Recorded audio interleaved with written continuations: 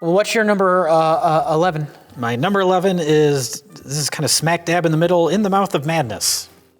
We synced up again. Is that your number 11? That's my number 11. Okay. Johnny boy. I was hoping you would have more to say about it because I don't have much to say about it. Well, Colin and I did a whole review on it, so That's very fortunate. we said plenty about it. Because you can just click on that right now. Yeah, and leave a comment and like and subscribe. What I have to say about it is I appreciated some of the meta elements of it. Oh yeah, the allusions to Stephen King and horror, and is horror bad for people's psyche? I know this book will drive people crazy. Well, let's hope so. The movie comes out next month. And also, like Prince of Darkness, it has that kind of like impending apocalypse coming, this feeling of doom. I like Sam Neill in it a lot. He's basically John Carpenter. He's just this complete cynic. Who hates Stephen King? I mean, Cepheus Cain? Sutter Kane. Sutter Kane. Yeah. Was this... Is the In the Mouth of Madness, is that just some kind of reaction to Christine? Because I don't think Stephen King was very fond of Christine. I don't know. I don't know what he thought of Christine, Stephen King did. I know Stephen King famously hated the Kubrick adaptation of The Shining. I think he probably shit on Christine too, or at the very least, I can easily see him having shit on Christine too. Huh. And I can imagine that In the Mouth of Madness was just John Carpenter saying "fuck you" to Stephen King. Sutter Kane. Isn't he the guy that writes that horror crap? I can see that. Maybe, I mean, that might have been part of the appeal for him taking the job. This was kind of a director for hire gig. He didn't write it. Yeah. He didn't come up with the story or anything. It was kind of that period, like the 90s, when we talk about the mediocre 90s John Carpenter movies. That was, if you look at the first half of his career, it's pretty varied, which we haven't gotten to any of those because those are the good ones. Except for Halloween, which you hate. But which I think is okay. It's in the middle of my list, not the bottom half. yeah. But the 90s is where it's all like, oh, the only thing that he could get were horror movies. You're the horror guy. We're not going to let you make anything but horror. And so this is one of those. Like, hire John Carpenter. He's the horror guy. And so that's all he can kind of get made. It's because whenever he didn't make a horror movie, they bombed horribly. Yeah, regardless of the quality. Something else interesting I found out about John Carpenter. All of his movies, like Halloween, like 45 million or close to 50. Mm-hmm. That made a ton of money. That made 50 million, 40 million, whatever it was. Especially for the budget, because it was super low budget. Every other movie he made was like half that. Yeah. I mean, when it comes to box office returns, like the top part of my list is just a series of tragedies. Did I ever tell you my favorite color was blue? So anyway, enjoy the review of In the Mouth of Madness. Click here. I've said everything I have to say about it. I have to. I don't have much to say about it. Okay. Number 10. Number 10, I have Assault on Precinct 13. Oh my God, we're just syncing up all over the place. Assault on Precinct 13.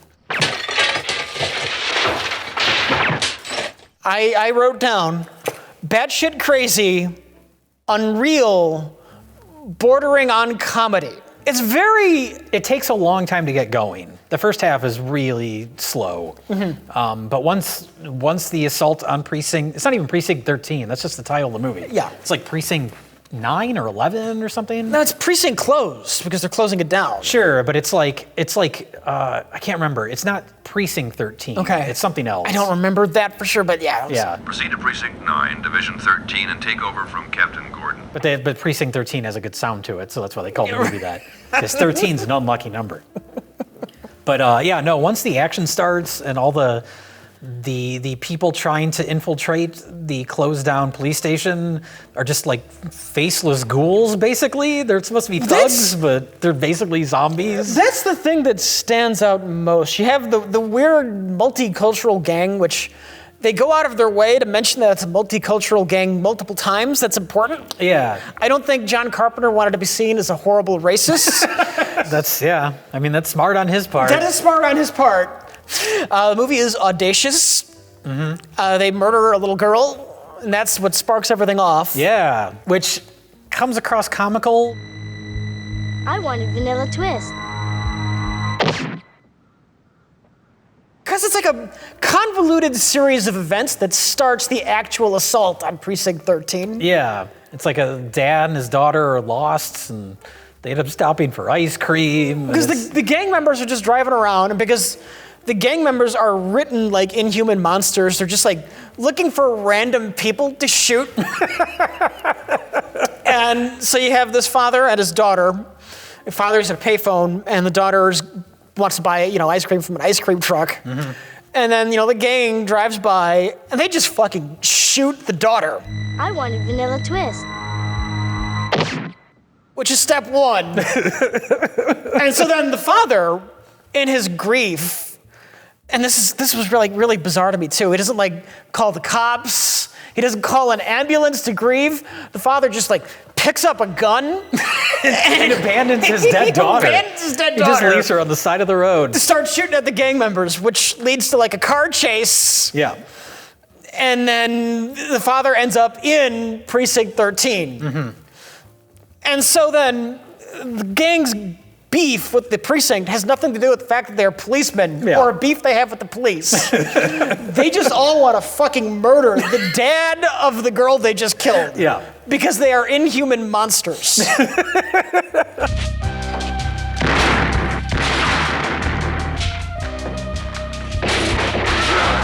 They're zombies. It's Night of the Living Dead. Yeah. It's a remake of Night of the Living Dead. The daughter, that little girl, by the way, grew up to be a reality star. She's on one of those Real Housewives shows. Really? Shame on you. About it. I'm not talking to you. And I'm shut your mouth. I've had enough of you, you beast. And the little girl that's being babysat in Halloween also grew up to be one of those Real Housewives. So.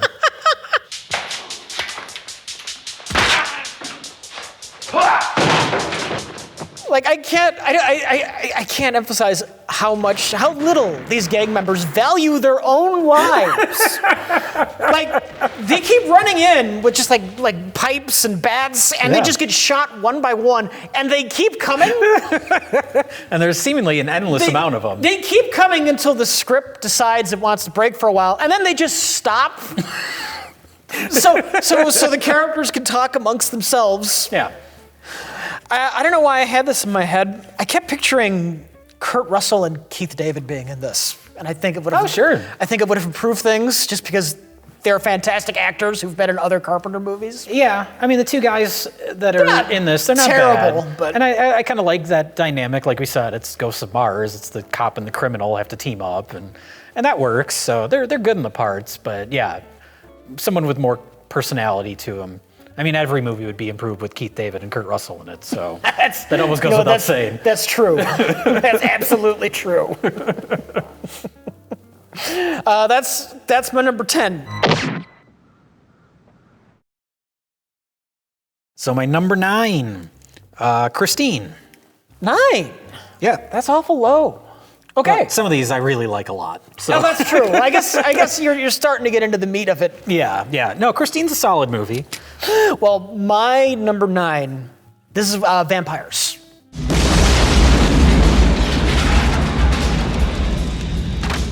Wow. What did I have it as? I think you had it 13. I have it at 14, yeah. I'm calling it a guilty pleasure, though. That's fair. Because I remember this first came out, and this is the reason I stopped. It was the reason I stopped bothering with John Carpenter movies. I hated it. But I'm watching it now, and I love watching James Woods in this movie. Can I ask you something? Yeah. I was kicking your ass back there. Did I give you wood? What? I'm just fucking with you, Father. Forget about it. It's amusing how determined they are to make you think that James Woods is cool, because he's not. His pants are up to here. They really want you to think this character is cool. What's his name? Jack Crow or something like that. He's doing the acting equivalent to a shit post. He's acting sarcastically almost? Yes, he does not give a shit. I'm sure there are lines in here that are completely improvised by him. He's got one line, I wrote it down. He calls the main villain vampire, who's just the most awful, boring character, but he calls him a pulse-smoking fashion victim. And I think that was the moment when I said, fuck it. I kind of like this. Yeah, what I remember, I saw vampires in the theater, and that was before I was really into John Carpenter. Like, I don't even know what I had seen at that point. Maybe Escape from L.A. Interesting. But I saw it in the theater on, theming with, when we're posting this, I saw it on Halloween night. Oh! When it first came out in theaters. There were probably far better options at the theater. Horror movie, it's Halloween. But what I remember is, after the first half hour, I just fell asleep. And when I woke up, James Woods was tied to a post. I missed the entire middle of the movie, which, to be fair, on rewatching it, is kind of dull. But James Wood you got to admit James Wood is fun, right? Is that just me? No, he's fun to watch, like you said, because he's kind of acting sarcastic. And because I think John Carpenter thinks he's cool in this, and I don't think that he is.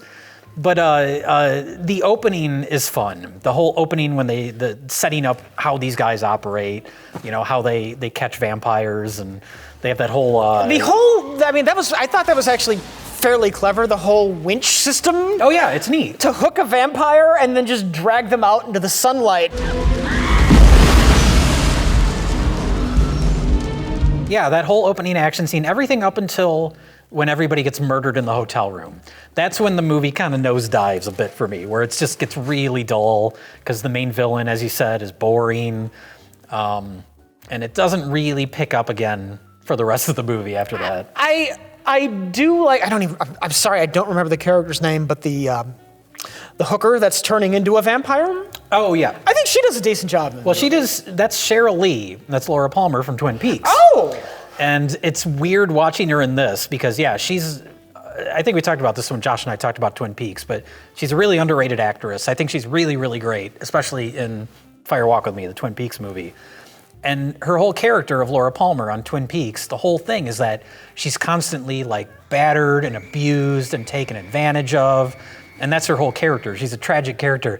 And then you watch this movie and she's also being like slapped around and she's tied to a bed naked for half the movie. And Daniel Baldwin is like unnecessarily awful to her. Hey, don't fuck with me, honey.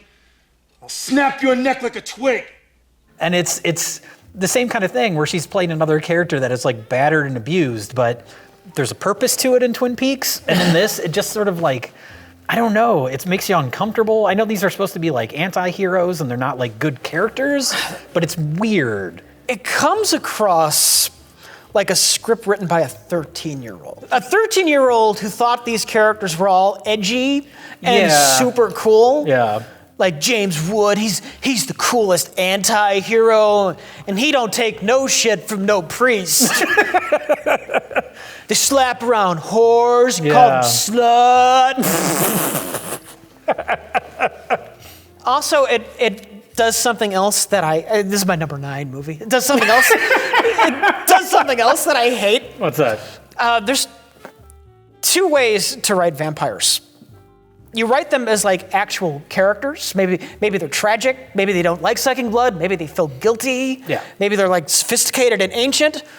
Or you write them like angry monster men. Sure. And this has boring, angry monster vampires. I hate that. Yeah. This got greenlit because From Dusk Till Dawn was cool. Yeah, I guess. But like I said, once his team is killed, not that all the team are built up as like great characters, but it's just kind of fun to watch them as a team. But a team going around hunting vampires and they have their methods, that is a fun idea. It's a fun idea, and then I guess the idea is, they've all been killed, so he's on his own, and that's supposed to be the kind of drama of the movie, but you just don't care. Yeah. If you're gonna watch a Western-tinged vampire movie, watch Near Dark.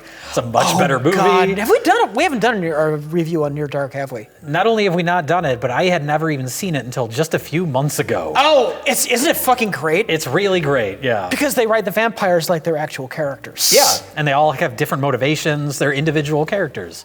Here, they could be zombies. It doesn't matter. Yeah. They're just ghouls. I'm sorry. I actually apologize. I apologize for putting this as high as number 9, but literally, I was amused by watching James Wood not give a shit and just say whatever the fuck he wanted to say. That's completely fair. You never told me they could do that. I didn't know they could do that. Number 8. My number 8 is Prince of Darkness, which we've already talked about. We already talked about that. My number 8 is The Ward. Wow, okay.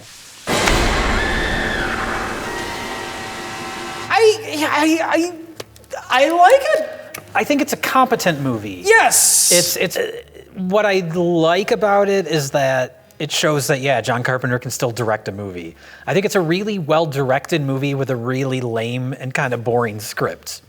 Once you get to the twist, it has my most hated type of twists, which I guess spoilers, I don't know. The movie's 10 years old and Yeah. everyone else hates it. Spoiler. The people that even remember it. When everyone talks about John Carpenter movies, they don't even remember this one exists.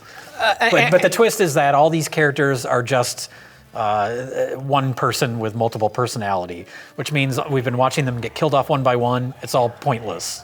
It's all meaningless. And I hate that twist. There was a movie called Identity with John Cusack that came out in the early 2000s, and it was the same thing, where it's all these characters in a motel. It turns out all those characters are imaginary characters in this other person's head. It's like, well, then why do I care? I don't care about any of these people because they don't exist. If you're watching it as a horror movie, maybe, but if you're watching it with like the twist in mind and you know like the murders are actually what's her name, Amanda being like cured of each personality one by one, kind of neat. I hadn't seen it since it came out, and I had forgotten a lot of it, but what I remembered was the twist. And so watching it a second time, knowing that's the twist, just makes everything fall completely flat. From a story perspective, from a filmmaking perspective, like I said, this is a much better movie than Ghosts of Mars. It shows that he still knows how to frame a shot. He still knows how to create atmosphere with a limited location. I mean, like a lot of his movies, small cast and one location. And all the performances are good. See, with the twist though, that Kristen, our main character, is just one of the personalities, and in fact, she's the one holding Amber back from being cured.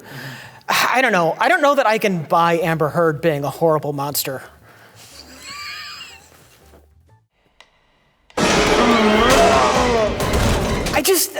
Amber Heard playing a secret psychopath? It's far-fetched.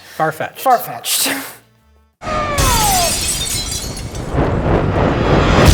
And you know, to be fair with my rankings, this could be a couple down. Like this block are pretty close. Yeah, like I said, all the middle movies almost interchangeable. This is my middle section, like 8 to 11.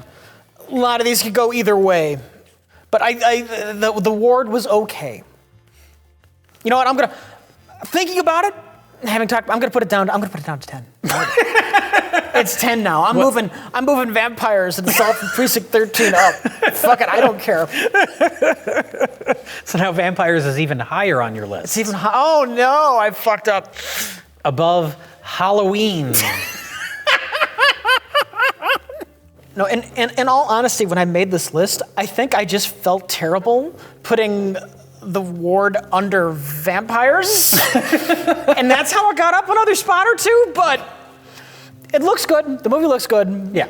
The monster looks neat. Mm-hmm. I like that, yeah, there's like little squiggly things underneath the skin. The performances are all good. Mm-hmm. And I don't know, I like the twist. As cheesy as it is. Yeah, see, the twist is what kind of sank the whole thing for me. Yeah. Actually, even before the twist, I just think it's kind of dull. I don't think it's terribly engaging. I'll agree. All my problems with the movie are the script, because I think, yeah, the filmmaking shows that John Carpenter still got it, which is nice.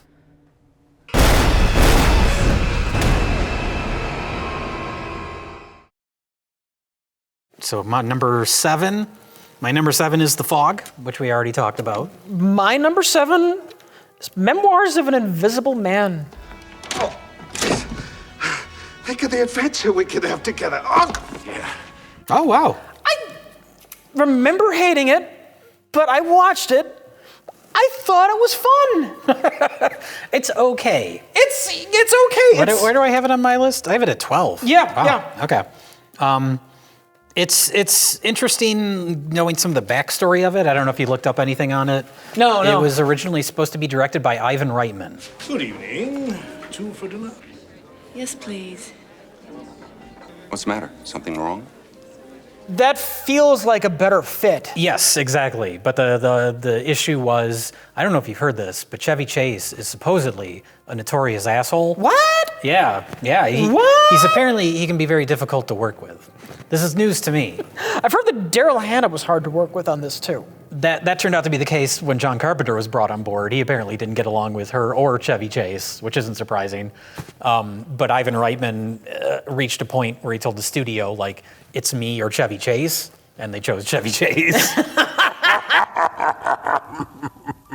Well, that makes sense because this probably feels the least like a John Carpenter movie. Yeah. I've got him crossing 7th Street back toward Market. Yeah, he didn't do the score, doesn't have the fonts. That's the real killer.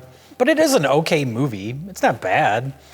It suffers from, it's not a great Chevy Chase vehicle, and it's not a great John Carpenter vehicle. Well, Chevy Chase is always his own worst enemy. Yeah, I think in the case of this movie, it was like he didn't want it to be funny. He wanted to be taken more seriously. And I love you too. Nick! Oh my God! Nick! I think it's similar to what happened with Eddie Murphy went through that period too, where he didn't want to make comedies anymore, but he kept getting cast in comedies and trying to make them less comedic. So like he did Vampire in Brooklyn with Wes Craven. I believe also Eddie Murphy in Beverly Hills Cop 3. Yeah, John Landis has talked about that. Beverly Hills Cop 3. He wanted to be more serious. And Eddie Murphy did not want to make it a comedy. Yeah. It's like something about that era, like the mid to late 90s, where all these SNL comedy people didn't want to be funny anymore. Bill Murray. Bill Murray, yeah. Bill Murray didn't even take that long. Bill Murray was as early as The Razor's Edge. He wanted to be taken seriously. That's true, yeah. But famously, Groundhog's Day. Mm-hmm. He wanted that to be serious, which had an almost lifelong falling out with Harold Ramis because of it. And it ended up really good, I think, possibly because of that. The balance works out well, yeah. But we're talking about Groundhog Day now, a far superior movie. With a difficult actor in the lead. With a difficult actor in the lead to Memoirs of an Invisible Man. Now, I was thinking about rewatching Memoirs of an Invisible Man, that there are parts where it's like, I can see how this earlier Chevy Chase would have made this funny, and maybe it was written to be funny, but then he just didn't want to do it. Like when he first turns invisible, he's trying to eat Chinese food, and he's like, it's hard to use chopsticks when you can't see your hands, and he just kind of fidgets with it for 1 second, and then that's it. But I can picture like an earlier Chevy Chase movie where that goes on for like 5 minutes of boobery, and it just doesn't happen. It's like you can tell that he really doesn't want to be funny in it, and it really kind of kills a lot of the momentum. Would this have been better with like Tom Hanks as the lead? Have a Splash reunion? Oh yeah, Daryl Hannah. Yeah, that's true. Yeah. Probably, yeah. He's just generally more likable. That's another thing about this movie. It's a decent enough movie, like the story's fine, but Chevy Chase is not very likable or relatable. He never is. That's his problem. He's good when he's just playing an asshole. Yeah, here he's not supposed to be really, but he just comes across as like a boring yuppie. There's a large portion in the middle of the movie where it's just a bunch of boring yuppies hanging out in a house, and he's invisible and he's there. I like the running thing though of him, like when he eats, you can see the food digesting, and that's not just a one-off gag. It becomes like a reoccurring issue for him. See, that's the kind of detail I like the little science fiction touch like that, thinking about the logistics of being an invisible man. Yeah. Him not being able to find his coat. Yeah. It's a fun little detail. Figuring out how he's going to live. Like, well, I can just trade on the markets. Nobody has to see me. Yeah. I thought stuff like that was neat. Mm-hmm. Sam Neill is a fantastic villain. Contrary to what you might think, I am not without feelings.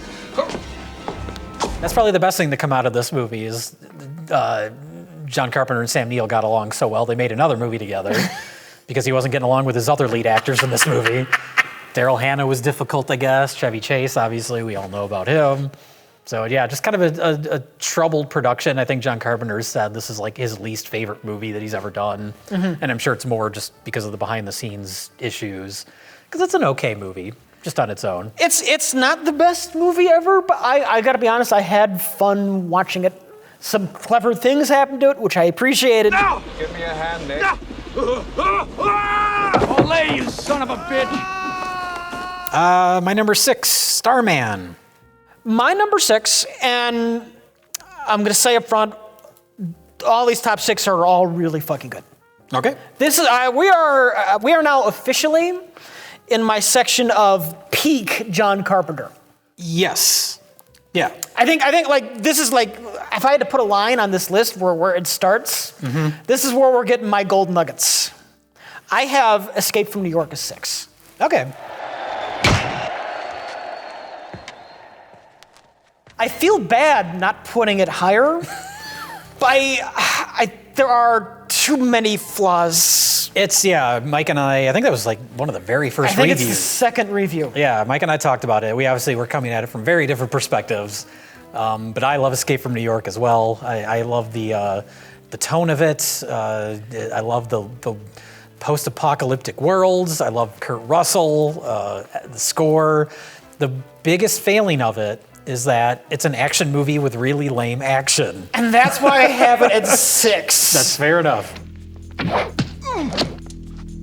And it's the biggest reason I have it number 6. I absolutely love the fucking feel. This feels like every low-budget science fiction movie should feel. Yeah. Tone-wise, it's nice and gritty. It's dark without being like post-apocalyptic. It's just grungy. Yeah. Well, they filmed it in, I think it was St. Louis. It was some city that had like recently had a massive fire that like ruined blocks. And so they just went there and filmed it. So a lot of it is this like instant production value. You just go to a place that's actually run down. So it has that, but like I said, like that's the one thing about Escape from LA is it really takes advantage of LA as a location, which this doesn't do. Yeah. He lands on the Twin Towers, I guess. Remember those? Vaguely creepy. In hindsight, watching it now, watching a plane head towards the Twin Towers is like, oh God. Yeah. But that's about it for the New York stuff, really. You got a cabbie New York. It's got cabbies. It's a cabbie. Yeah. I mean, it's fine because the world that it builds and that atmosphere is so great.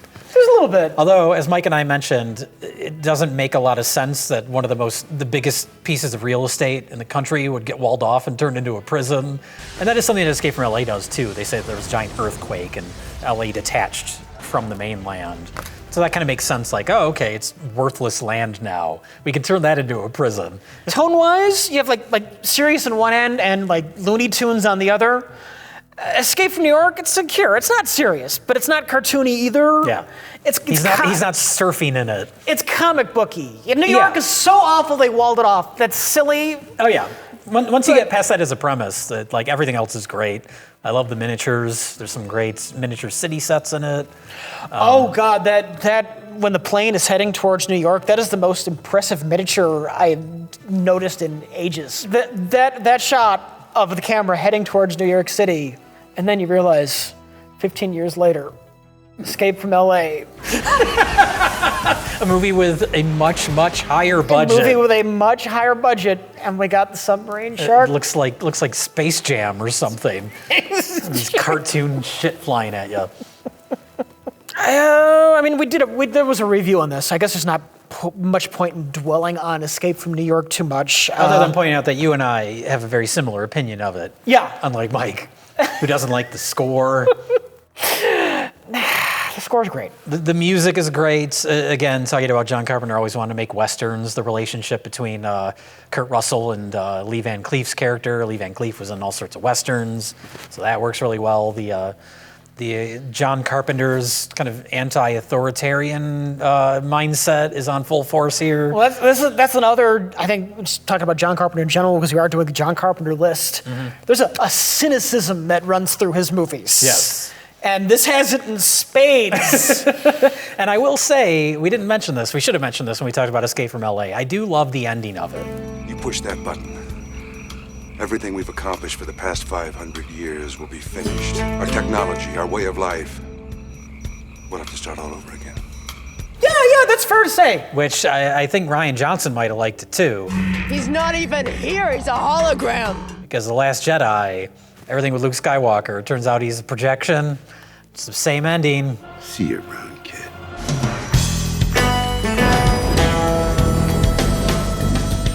But the idea of Snake Plissken caring so little about humanity that he's willing to just shut the entire world down is pretty awesome. And it's worthy of a much better movie than Escape from L.A. It was an ending fit for Snake Plissken. Yeah. Yeah. I'm glad they didn't make another one. He's so badass. He sent the entire world into the new Dark Ages. And the worldview is so cynical that that's a good thing. Mm-hmm. We're a bunch of savages. We belong going back to our fucking roots. It's more honest. That's what makes Snake Plissken a heroic character in these movies. Mm-hmm.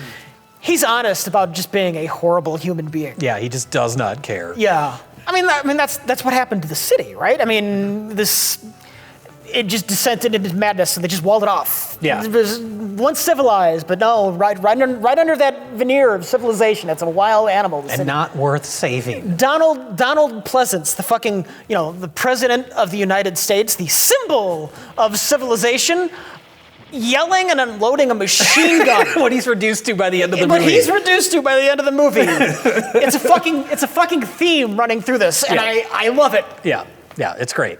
I don't give a fuck about your war or your president.